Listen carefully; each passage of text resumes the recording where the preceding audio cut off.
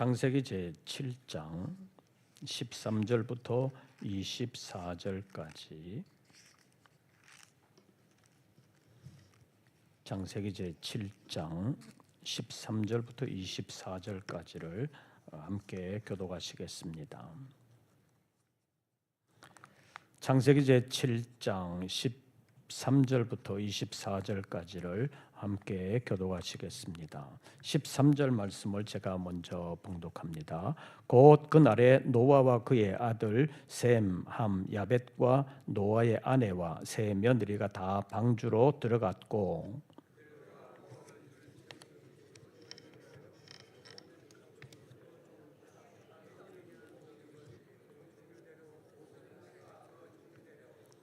무릇 생명의 기운이 있는 육체가 둘씩 노아에게 나와 방주로 들어갔으니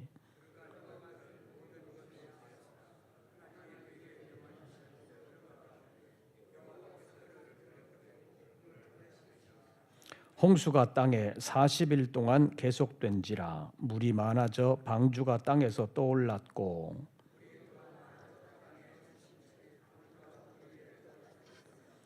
물이 땅에 더욱 넘침에 천하의 높은 산이 다 잠겼더니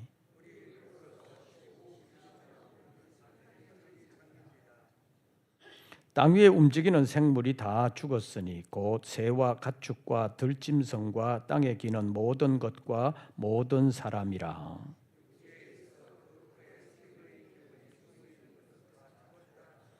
지면의 모든 생물을 썰어버리시니 곧 사람과 가축과 기는 것과 공중의 새까지라. 이들은 땅에서 썰어버림을 당하였으되 오직 노아와 그와 함께 방주에 있던 자들만 남았더라. 아멘. 광고 말씀을 먼저 드립니다. 지금 약속의 말씀 신방이 계속되고 있습니다. 신방을 받지 못한 분들은 목행정실과 조정하셔서 신방을 잘 받아주시기를 바랍니다.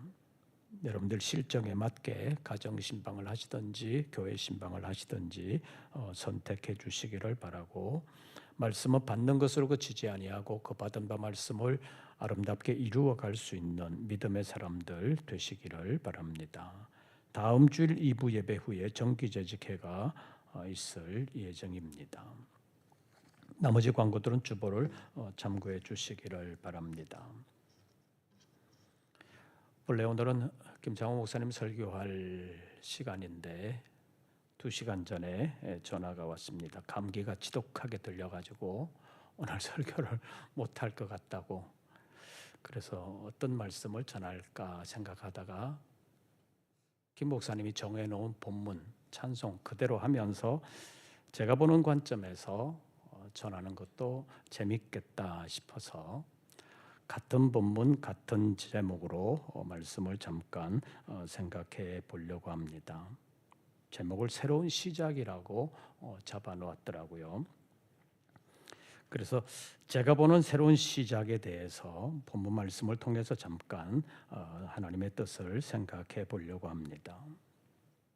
새로운 시작이 되려면 옛 것과의 단절, 다름이 있어야 합니다.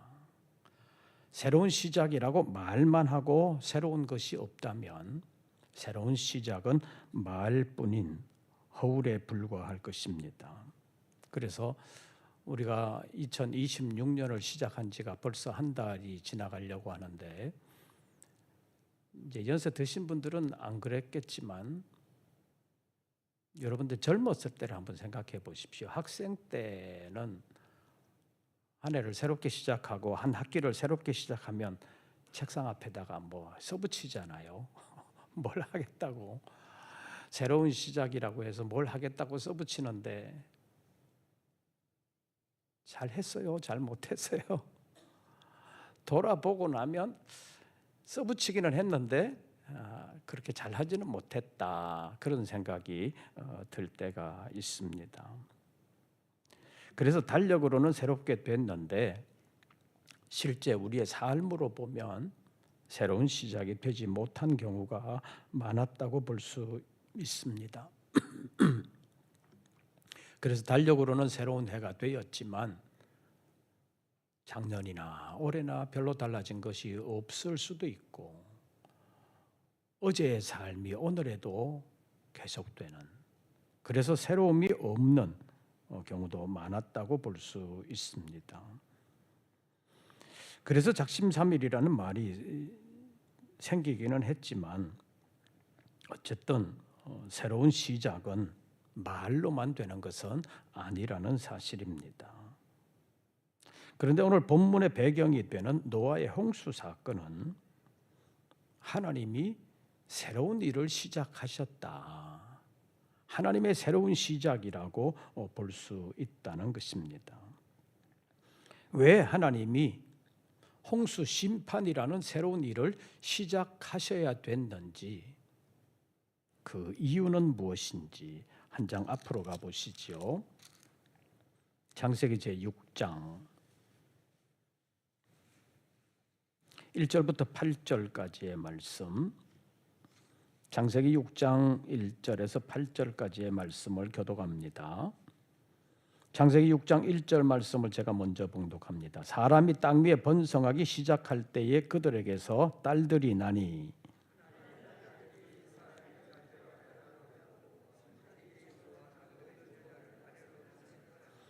여호와께서 이르시되 나의 영이 영원히 사람과 함께하지 아니하리니 이는 그들이 육신이 됨이라. 그러나 그들의 날은 120년이 되리라 하시니라.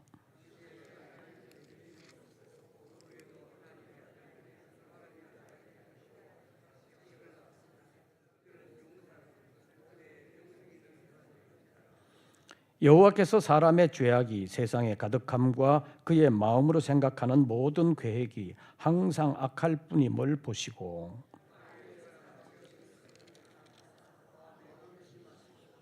이르시되 내가 창조한 사람을 내가 지면에서 썰어버리되 사람으로부터 가축과 기는 것과 공중의 새까지 그리하리니 이는 내가 그것들을 지었음을 한탄함이니라 하시니라. 아멘.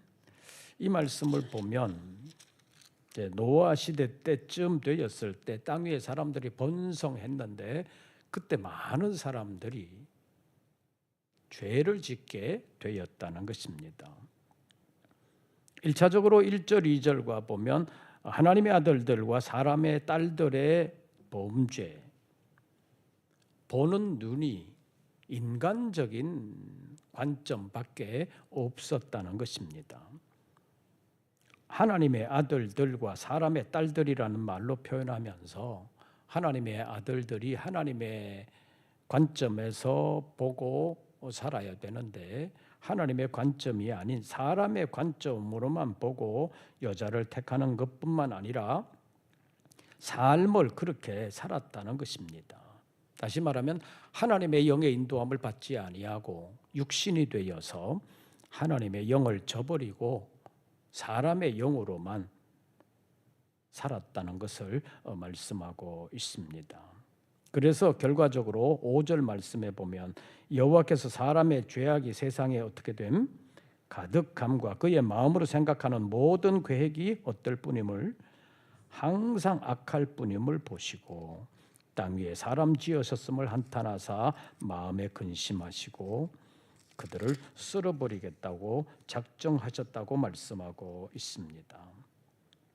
다시 말하면 세상에 관영한 사람들의 죄악을 끊어버리시고 하나님은 새로운 시작을 하시기 위하여 홍수를 작정하셨다고 말씀하고 있습니다.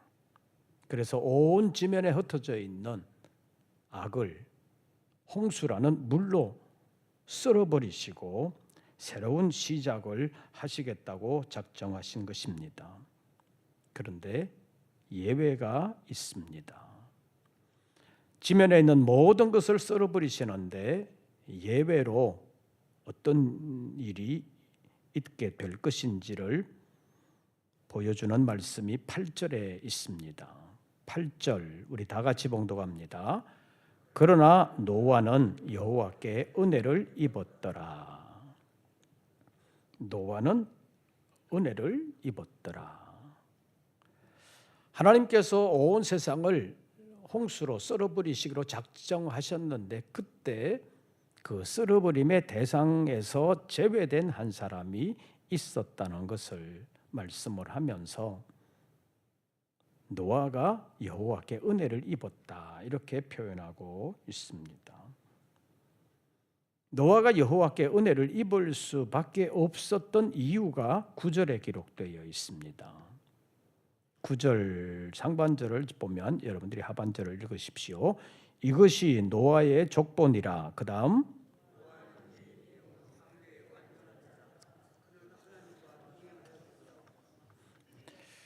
노아가 여호와께 은혜를 입었는데 은혜를 입을 수밖에 없는 이유가 있었다는 것입니다.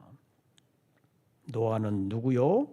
의인이요 또 당대의 완전한 자라. 그는 하나님과 동행하였으며. 하나님과 동행하였다는 표현이 에녹에 대한 설명에서 나오고 무드셀라에 대한 설명에서 나오고 여기 다시 나옵니다. 이 세 사람의 모습을 보면 하나님께서는 은혜 베풀 만한 자에게는 은혜를 베풀어 주신다라는 것을 보여주고 있습니다. 에녹은 하나님과 동행함으로 그를 하나님께서 데려가셨다 이렇게 표현하는데, 물론 믿음을 가지고 죽는 모든 사람들을 하나님이 데려가신다 이런 표현을 쓰기도 하지요.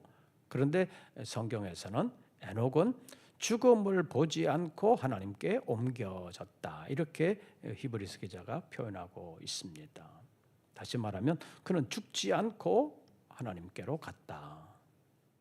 죽지 않고 하나님께로 간 대표적인 사람 또 한 사람이 있지요. 엘리야 선지자입니다.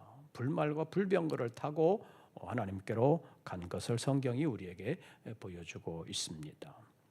그러니까 일반적인 사람들은 하나님께서 데려가시는 방법으로 죽음이라는 것을 택하시는데 에녹과 엘리야는 달랐다. 왜냐하면 에녹은 하나님과 동행한 사람이었다라는 기록으로 하나님이 죽음을 보지 않고 데려가신 이유를 설명했습니다. 그런데 또 한 사람 무두셀라라는 사람도 하나님과 동행했다는 기록이 나와 있습니다. 창세기 5장으로 한번 가보시죠.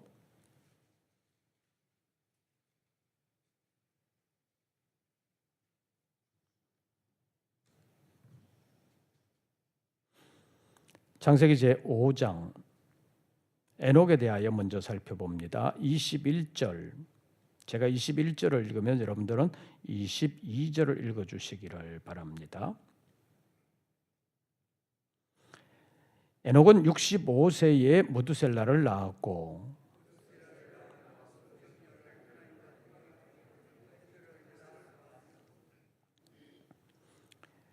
그는 365세를 살았는데 300년 동안 하나님과 동행했다라는 것을 여기서 말씀하고 있습니다. 그런데 에녹이 누구를 낳았어요? 무드셀라를 낳았습니다. 무드셀라를 낳았는데 65세에 무드셀라를 낳고 이름을 무드셀라라고 지었는데 왜 무드셀라라고 지었을까? 무드셀라라는 뜻은 무엇인가? 무드셀라라는 이름의 뜻은 1차적으로 보면 무기를 든 사람 또는 창을 든 사람 이런 의미가 있습니다. 무드셀라의 무드와 셀라라는 동사가 이렇게 나누어지는데 1차적인 뜻은 창을 든 사람, 창을 든 남자 이런 식으로 뜻을 말할 수 있습니다. 그런데 무드셀라라는 또 다른 뜻이 하나 있는데 뭇이라고 하는 무드셀라라고 할 때 뭇이라고 하는 그 뜻을 또 다른 번역을 하면 그가 죽으면, 셀라라는 말은 뭔가 보낸다 이런 뜻이 있다는 것입니다. 그래서 무두셀라라는 이름의 뜻 안에 창을 든 사람, 병기를 든 사람이라는 뜻도 있지만 그가 죽으면 뭘 보낸다 그런 뜻이 있다는 것입니다. 근데 그가 죽으면 뭘 보내냐? 홍수를 보내신다는 것입니다. 그가 969세를 살았다는 것으로도 유명하지만 그가 죽는 해에 홍수가 왔다는 것도 하나님의 섭리 가운데 있었다고 말할 수 있습니다. 가장 오래 산 사람이기도 한데 가장 오래 삶으로 인해서 그 다음에 바로 그 해에 하나님의 홍수의 심판이 있었다라는 것을 말하고 있습니다. 그래서 하나님께서 하나님과 동행한 사람 에녹에게 하나의 신호로 보낸 아들이 무드셀라다. 그래서 무드셀라가 살아있는 동안에는 하나님의 심판이 없지만 그가 죽으면 하나님의 심판이 있을 것이다. 그런데 그 하나님의 심판에서 세상을 구원하시기 위하여 하나님께서 에녹의 손자로 노아를 보내셨다는 것을 본문이 말씀하고 있습니다. 그래서 하나님과 동행한 에녹을 통해서 하나님의 심판을 예고하셨고 그 다음에 노아를 통해서 하나님의 구원 사역을 새롭게 시작하셨다는 것을 오늘 본문이 보여주고 있다는 것입니다.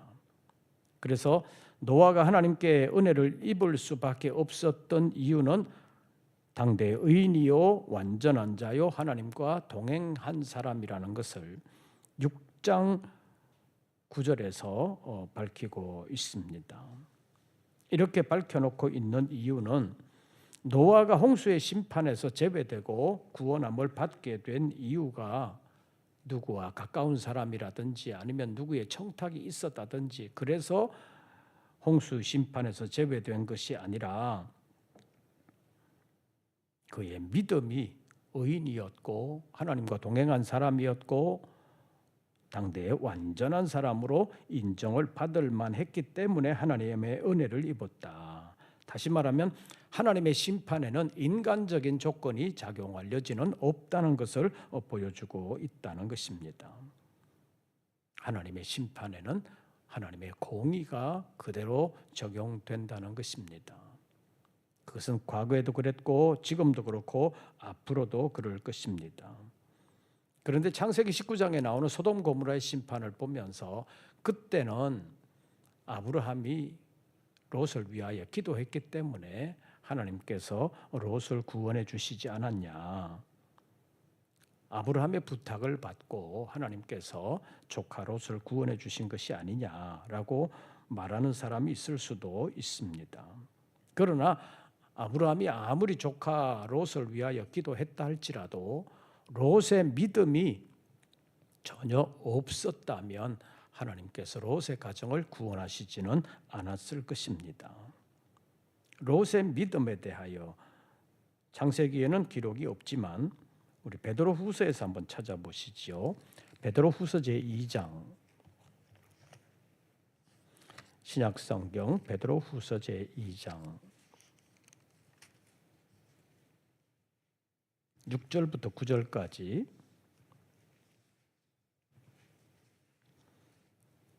제가 가진 성경으로 신약성경 385쪽 베드로후서 제2장 6절부터 9절까지를 보겠습니다.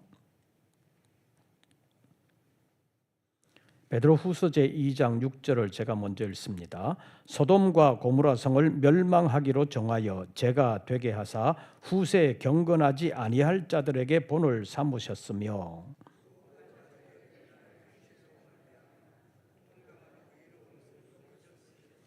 이는 이 의인이 그들 중에 거하여 날마다 저 불법한 행실을 보고 들으므로 그 의로운 심령이 상함이라.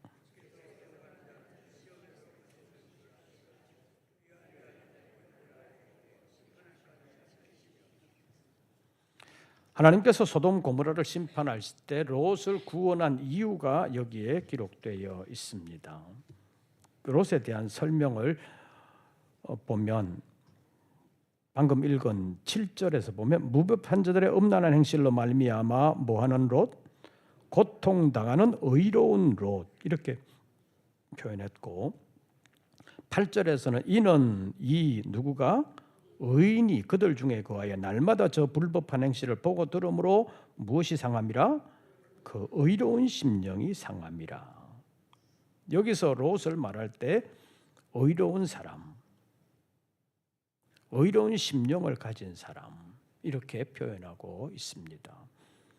롯이 그랬기 때문에 구원함을 받은 것이지 단순히 아브라함의 청탁이 있어서 구원받은 것은 아니라는 것을 분명하게 밝혀두고 있습니다. 그래서 9절에서 보면 주께서 누구는 시험에서 건지실 줄 경건한 자는 시험에서 건지실 줄 아시고 불의한 자는 형벌 아래에 두어 심판 날까지 지키신다 이렇게 표현하고 있습니다. 그래서 하나님께서 소돔 고모라를 멸하실 때 의로운 사람 롯이 구원함을 받은 것이다. 단순히 아브라함의 청탁에 의한 것은 아니다라는 것을 분명하게 밝히고 있습니다. 홍수 사건도 마찬가지라는 것입니다. 찾았으니까 그 앞에 5절을 한번 보시죠. 베드로후서 2장 5절 옛 세상을 용서하지 아니하시고 오직 의를 전파하는 노아와 그 7 식구들을 뭐하시고 보존하시고 경건하지 아니한 자들의 세상에 뭘 내리셨으며 홍수를 내리셨으며 그러니까 의를 전파하는 노아와 그 7 식구는 보존해 주셨지만 경건하지 아니한 자들의 세상에는 홍수를 내리셔서 심판하셨다는 것을 보여주고 있습니다. 노아의 홍수 사건을 하나님의 심판으로 본 것입니다. 그래서 하나님은 옛 세상 곧 하나님께 불순종하며 결과적으로 하나님을 무시하고 하나님을 두려워하지 않고 대적하는 자들에 대하여 하나님께서 심판하셨다는 것을 노아의 홍수 심판과 소돔 고모라 심판을 통해서 우리에게 보여주고 있습니다. 이렇게 심판당한 자들을 베드로 사도는 온 세상을 주관하시는 하나님을 멸시하는 자들이요 당돌하고 자긍해서 온 세상을 주관하시는 하나님을 두려워하지 아니하고 하나님을 비방하는 자들이라고 했습니다. 이들을 하나님 앞에서도 떨지 않는 자들이라는 말로 베드로는 표현을 했습니다. 하나님에 대해서 조금이라도 알면 하나님 앞에 서면 두려워할 수밖에 없는데 이들은 하나님에 대하여 전혀 알지 못하는 자들이라는 것입니다. 그래서 심판의 주 앞에서도 떨지 아니하고 자기들이 행하는 것이 죄라는 사실도 알지 못하고 자기 쾌락을 조차 행하는 자들. 그래서 하나님이 심판하실 수밖에 없다는 것입니다. 소돔 고모라 사람들의 죄악에 대하여 롯이 경고를 했는데도 불구하고 그들은 떨지 아니하고 계속해서 그 죄악을 반복하며 살았다는 것입니다. 그래서 베드로는 이들을 이성 없는 짐승과 같은 자들이라고 말하고 있습니다. 이런 사람들로 인하여 온 세상이 더럽혀졌기 때문에 하나님은 옛 세상과의 단절을 위하여 심판의 칼을 드신 것이라고 볼 수 있습니다. 그 심판의 칼이 노아의 시대에는 홍수라는 것으로 나타났고 소돔 고모라 때는 불로 나타난 것입니다. 어쨌든 새로운 시작을 위해서 옛 것과의 단절이 필요한데 하나님께서는 노아의 홍수 심판과 소돔 고모라의 불의 심판을 통해서 옛 것과의 단절을 하셨다는 것입니다. 옛 것과의 단절 없는 새로운 시작은 없다고 말할 수 있습니다. 그래서 또 하나 생각해야 되는 것은 하나님의 끊어버리심은 완전하다는 것입니다. 하나님께서 끊어버리시면 옛 것으로의 회개는 없다는 말입니다. 하나님의 심판은 완전하고 완벽하다는 말입니다. 사람의 다짐과 새로운 출발은 완전하지 않습니다. 그래서 새로운 출발이라고 했으면서도 나중에 돌아보면 작심삼일이었구나. 그런 결론에 도달할 때가 많습니다. 작심삼일이라는 말이 우리나라에서 생겼지만 우리나라 사람들만 작심삼일이 아니라 동서고금을 막론하고 모든 나라, 모든 시대, 모든 사람들이 그런 현상을 겪었다고 말할 수 있습니다. 옛날만이 아니라 지금도 그렇고 앞으로도 사람들은 그럴 것입니다. 사람의 것은 완벽한 것이 없습니다. 그러나 하나님의 일은 완벽하다고 볼 수 있습니다. 그래서 옛 세상을 홍수로 심판하실 때 창세기 7장에 있는 말씀을 보면 홍수 심판이 완전히 심판하시는 것이었다는 것을 보여주고 있습니다. 홍수 심판이 시작될 때 하늘에서 비가 내려서 홍수가 되기는 했습니다. 그러나 그것만이 아니라 창세기 7장에 있는 말씀을 보면 땅에 깊은 샘이 터지면서 땅 아래에서도 물이 솟아나왔다는 것을 말씀하고 있습니다. 아래에서 솟아나오는 물과 위에서 쏟아지는 물, 그것이 40일 동안 계속되었습니다. 그래서 결과적으로 어떻게 됐는지 창세기 7장으로 돌아갑니다. 창세기 7장, 오늘 본문으로 돌아가서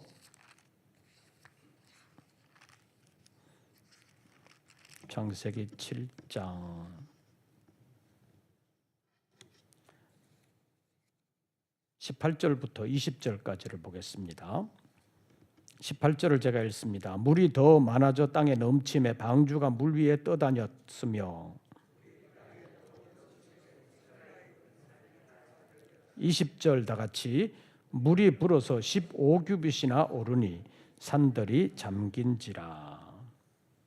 이 말씀을 보면 천하의 높은 산이 다 잠기고도 15규빗이라는 물이 더 올랐다는 것을 보여주고 있습니다. 지금의 지리로 보면 천하의 제일 높은 산이 어디 산이에요? 우리가 가보지는 못했지만 천하에서 제일 높은 산이 히말라야 산맥의 에베레스트 산이라고 알려져 있습니다. 제가 배울 때만 해도 8,848m, 그렇게 높은 산이라는 것입니다. 최근이라고 할 수 있는 2020년에 네팔 정부와 중국 정부가 공식적으로 에베레스트 산의 높이를 조사를 했는데 8,848.86m라고 공식적으로 발표를 했습니다.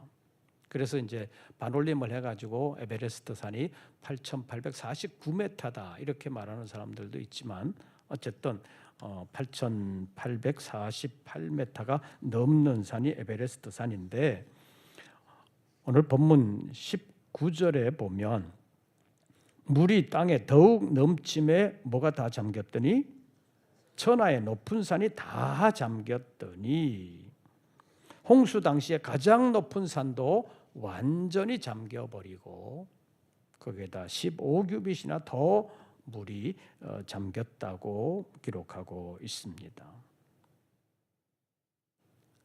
여러분 히말라야 소금이라는 말 들어보셨어요? 조금 분홍색 빛 띠는 소금 여러분들도 보셨었고 아마 드신 분도 있을 거예요. 아니 무슨 산속에 소금이 있냐 그렇게 말하는 분들도 있을 수 있지요. 또 안데스 산맥에 안데스 소금이라는 것도 있습니다. 그 색깔은 분홍색은 아닌데 하얀 색깔인데 그 소금 호수라는 게 있잖아요. 안데스 산맥, 그러니까 산꼭대기에 소금 호수라는 게 있습니다. 왜 이런 산 속에 소금이 있냐? 바닷물을 말려야 소금 나오는 거 아니냐? 이렇게 생각할 수 있는데 그런 높은 산에 소금이 어떻게 생겼을까? 어떻게 보면 노아 시대 홍수의 산물이라고 볼 수 있습니다. 다시 말하면 온 천하가 산에 잠겼을 때 가장 높은 산에도 물이 가득 찼다. 그래서 그때 물이 마르고 소금이라는 것이 높은 산에도 있을 수도 있다. 이렇게 볼 수도 있다는 것입니다. 그런데 이런 현상에 대하여 진화론자들은 노아 홍수 시대 산물이라고 인정하지도 않지만 그럼 왜 그 산 꼭대기에 소금이 생겼냐? 합리적인 설명도 하지를 못합니다.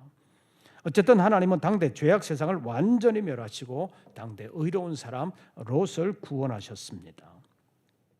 새로운 세상을 여시기 위하여 하나님은 완전한 심판을 행하신 것입니다. 완전히 새로운 시작은 옛 것과의 완전한 단절로부터 시작된다고 말할 수 있습니다. 2026년 우리가 완전히 새롭게 시작하기 위해서는 옛사람과의 단절이 필요하다고 말할 수 있습니다. 그래서 지금 우리가 돌아봐야 되는 것은 우리가 끊어버려야 할 것은 무엇인지를 찾아내는 일입니다. 그래서 끊어버려야 될 것, 버려야 될 것을 버리고 시작해야 새로운 시작이 될 수 있다는 사실을 기억하시기를 바랍니다. 그래서 마지막으로 기억해야 되는 것은 하나님은 새로운 시작을 위하여 의로운 사람 노아와 그 가족을 예비해 두셨다는 것입니다. 죄악의 옛 세상을 홍수로 쓸어버리시고 노아와 그 가족을 통하여 새로운 세상을 시작하게 하신 것입니다. 노아 시대의 홍수가 우리에게 주는 교훈이 무엇입니까? 베드로후서 3장 6절과 7절에 있는 말씀을 보면 홍수의 심판을 소개하면서 나중에 불의 심판이 있을 것을 말씀하고 있습니다. 노아 시대 홍수 심판이 있었던 것처럼 나중에 또 한 번의 심판이 있을 것인데 그때는 불로 세상을 심판하실 것을 베드로 사도는 예언하고 있습니다. 그래서 또 한 가지 잊지 말아야 할 것은 노아 시대의 의로운 노아와 그 가족을 구원하신 것처럼 앞으로 다가올 불의 심판 때도 구원받을 사람이 있다는 사실입니다. 그것을 위하여 하나님은 예수 그리스도를 이 땅에 보내셨고 구원 사역을 시작하셨으며 하나님의 복음을 전해 주셨습니다. 그런데 하나님의 복음 사역은 지금도 계속되고 있다는 것입니다. 그래서 예수님께서 아버지께로 가시기 전에 제자들에게 이 복음 사역을 부탁하셨습니다. 그래서 너희는 가서 세상 모든 사람을 제자로 삼아서 아버지와 아들과 성령의 이름으로 세례를 주라고 말씀하시면서 내가 너희에게 분부한 모든 것을 가르쳐 지키게 하라고 복음을 전하게 하라고 말씀하셨습니다. 이 하나님의 복음 사역은 불의 심판에서 구원하시려는 하나님의 새로운 시작이라고 말할 수 있습니다. 이러한 하나님의 새로운 시작에 대하여 우리는 어떤 태도를 취해야 하겠습니까? 하나님의 새로운 일에 동참해야 합니다. 동참하는 방법 한 가지는 복음 사역에 참여하는 것입니다. 여기에도 두 가지가 있습니다. 직접적으로 내가 복음을 전하는 것과 복음 전하는 사람을 돕는 것입니다. 그리고 다음으로 하나님의 새로운 시작에 동참하는 일은 우리 자신이 전함을 받은 복음에 합당한 사람이 되는 것입니다. 다시 말하면 복음에 합당하게 살아내는 일입니다. 복음을 듣는 것으로만 그치지 아니하고 듣고 받아들인 복음을 삶으로 증거하는 것이 하나님의 복음 사역에 동참하는 것이라고 말할 수 있습니다. 이것이 로마서 12장에서 말하는 우리의 몸으로 하나님께 드리는 거룩한 산 제사의 삶이라고 말할 수 있는데 이것을 로마서 12장 1절에서는 영적 예배라는 말로 표현하고 있습니다. 우리가 예배를 드리는데 몸으로만 드리는 것이 아니라 우리가 드려야 하는 영적 예배는 우리의 몸으로 하나님이 기뻐하시는 거룩한 산 제사로 드리는 것인데 그것은 우리의 몸으로 복음을 살아내는 것이라고 말할 수 있습니다. 종교개혁 이후에 하나님의 은혜를 많이 강조하다 보니까 복음을 살아내는 일에 대하여 좀 무관심하거나 비중을 덜 둔 것도 있습니다. 그러나 하나님의 은혜는 값싼 은혜가 아니라는 것입니다. 그리스도의 생명까지 내어주신 하나님의 사랑이요 은혜이기 때문에 그리스도의 생명의 빚진 자가 구원받은 사람이라고 말할 수 있습니다. 그래서 우리는 그 복음의 빚진 자가 되어 복음을 전하는 일과 복음을 살아내는 일에 힘써야 된다고 말할 수 있고, 그것이 복음에 합당한 삶이라고 말할 수 있습니다. 그래서 노아의 홍수 시대 하나님의 심판을 통해서 새로운 일을 시작하시면서 노아와 그 7 식구들을 통해서 새로운 세상을 시작하신 하나님이 이제는 마지막 불의 심판을 앞두고 있다는 것을 기억하고, 그 심판의 때에 우리는 어떻게 대처해야 되느냐. 우리 시대에 그 심판이 있을 것인지 다음 시대에 있을 것인지는 모르지만, 그러나 우리는 전해진 복음에 따라서 살아가고 그 복음을 우리의 삶의 지표로 삼을 때 하나님이 우리를 기뻐하신다는 사실을 기억하고, 그러나 노아는 여호와께 은혜를 입었더라 하는 그 말씀을 기억하면서 여러 가지로 어려운 시대지만 끝까지 믿음을 지켜나가면 하나님께서 우리에게 은혜를 베풀어 주신다라는 것을 기억하고 끝까지 믿음으로 승리하는 우리 모든 권속들 되시기를 주의 이름으로 축원합니다. 우리 찬송 부르시고 기도하겠습니다. 149장입니다.